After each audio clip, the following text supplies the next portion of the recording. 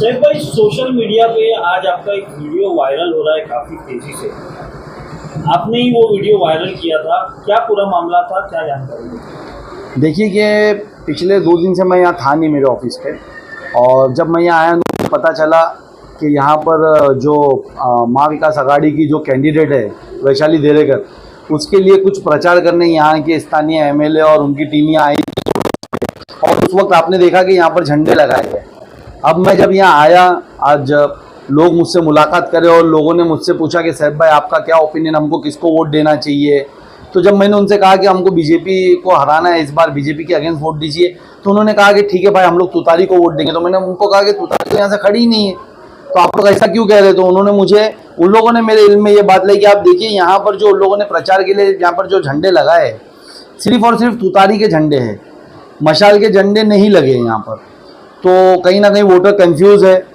मुझे भी काफ़ी यानी अचंभा हुआ कि यानी यहाँ के जो स्थानीय एमएलए बातें बड़ी बड़ी कर रहे वीडियो पे आ करके, और जहाँ प्रचार की बात आ रही तो वहाँ लोगों को ऐसा क्यों कंफ्यूज कर रहे? क्या इस बार भी ऐसी कोई सेटिंग हो चुकी है क्या, MP तेरा एमएलए मेरा, जो तो हमको सुनने में तो आ रही है, लेकिन क्या वाकई में हो गई है? इसलिए इस वजह से गुमराह किया जा रहा है वोटर्स को।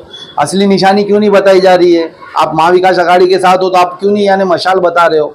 आप अपना प्रचार क्यों कर रहे हो? यहाँ पर क्यों लोगों को कंफ्यूज कर रहे हो? तो इस वजह से मैंने वो वीडियो बना करके उनका सच सामने लाने के लिए कि ये जो एक्टिंग कर रहे हैं घूम घूम के गलियों में, ये दिखावा कर रहे हैं और लोगों को इस तरीके से कंफ्यूज कर रहे हैं। पहली बात तो सैफ भाई, लोगों में इतना कंफ्यूजन है कि 2 शिवसेना, एक उद्धव गुट, एक शिंदे गुट, 2 राष्ट्रवादी, एक अजीत दादा, एक शरद पवार। अब उसके अंदर कैंडिडेट यहाँ पे दोनों खड़े हैं शिवसेना से। अब उसके अंदर अगर तुतारी का फ्लैग लगाया जाएगा तो पब्लिक किसको सपोर्ट करे और किसको वोट दे? देखिए एकदम कॉन्सेप्ट क्लियर है लोगों को अभी तक, यानी जो यहाँ पर यानी वर्किंग है, आप जानते हो कि शहर के अंदर जो सुबह 9 बजे यहाँ से चले जाते हैं और शाम को यानी 10 बजे घर पे आते वापस, उनको कुछ नहीं समझता कि क्या सिनेरियो चल रहा है और क्या पॉलिटिक्स चल रही है और क्या यानी पार्टियों का समीकरण चल रहा है। वो जो आएंगे वो देखेंगे और उसी पे वोट करने की कोशिश करेंगे। अगर वो इस तरीके का बैनर, अगर इस तरीके का वो देखते, तुतारी का यानी लोगो देखते, तो जाहिर सी बात है वो इलेक्शन वाले दिन तुतारी ढूंढेंगे मशीन पे। जब उनको वो मशीन पे तुतारी नहीं मिलेगी वोटिंग उस पे, तो तीर कमान मिलेगा और वो कंफ्यूज होकर के तीर कमान को वोट दे देंगे, जो इनडायरेक्टली बीजेपी को चला जाएगा। आम आदमी अभी तक इसी में परेशान है कि शिवसेना जो 2 हुई है उसमें से किसको वोट डालना है, कौन है, इसी में आम आदमी परेशान है। उसके बावजूद भी तुतारी कहीं ना कहीं ऐसा लग रहा है कि कहीं ना कहीं आम आदमी को गुमराह तो नहीं कर रही है। मैं वही कह रहा हूँ ना, ये गुमराह करने का ही यानी तरीका है। आप मुझे बताएं ना कि आप यानी अगर आप वहाँ विकास अघाड़ी से अगर हम आज उनके सपोर्ट होते तो हम शायद MIM के झंडे लगाते साथ में, लेकिन ऐसे नहीं लगाते कि कंफ्यूज करे लोगों को। हम उनकी निशानी को ज्यादा हाईलाइट करते, हम वो मशाल को ज्यादा हाईलाइट करते, या दोनों झंडे साथ में लगाते। लेकिन इन्होंने तो यानी उसका झंडा तक नहीं लगाया, उनकी निशानी तक नहीं बताई। देखिए बाजू में NCP का ऑफिस है उनका, यानी यहाँ पर परसों के दिन कार्यक्रम था, यहाँ पर जो उनके विधायक वगैरह आए थे यहाँ पर, उन लोगों ने ही झंडे लगाए। झंडे तो ऐसा आके लगेंगे नहीं, और अगर किसी और ने लगाया होता तो उनका क्या ऑब्जेक्शन है उस झंडे पे? वो अपनी प्रक्रिया, आप बाजू में ऑफिस है उनसे पूछ लीजिए, जाहिर करेंगे वो लोग।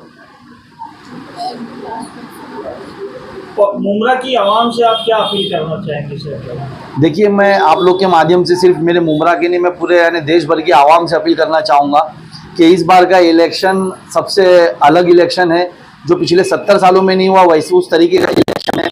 इस बार सीधा आवाम की जंग यानी सरकार से है।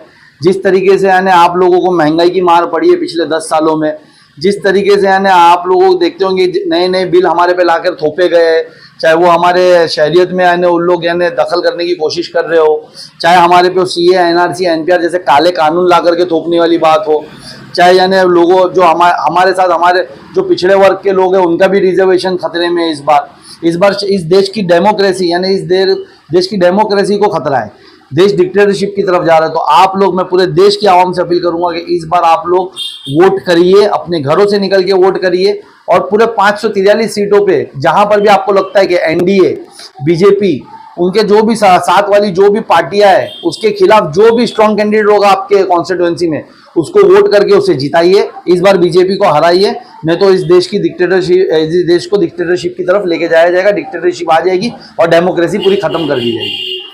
ऐसे लोगों को गुमराह कर रहे हैं, इन पे आप क्या कहना चाहेंगे? देखिए ये मैं यही कहूँगा कि जो गुमराह कर रहा है वो भी बीजेपी का एजेंट है, कहीं ना कहीं वो बीजेपी का साथ दे रहा है। बस दिखावा यहाँ पर हो रहा है। मैं बता रहा हूँ कि पूरी सेटिंग जैसा पिछले 10-15 सालों से चल रही वैसी हो गई है। MP तेरा MLA मेरा, ये वही काम हो रहा है। और जो जैसे नोटा मारने बोल रहे हैं वो भी बीजेपी का ही काम कर रहे हैं, वो लोग भी बीजेपी के साथ है। प्लीज प्लीज इस बार नोटा ऐसा कोई नहीं मारे। बेशक नोटा हमको दिया गया है अपनी नाराजगी बताने, लेकिन इस बार नाराजगी वोटों के जरिए बताने की कोशिश करिए, बीजेपी को हराने की कोशिश करिए, ना कि नोटा मार के वोट खराब करिए।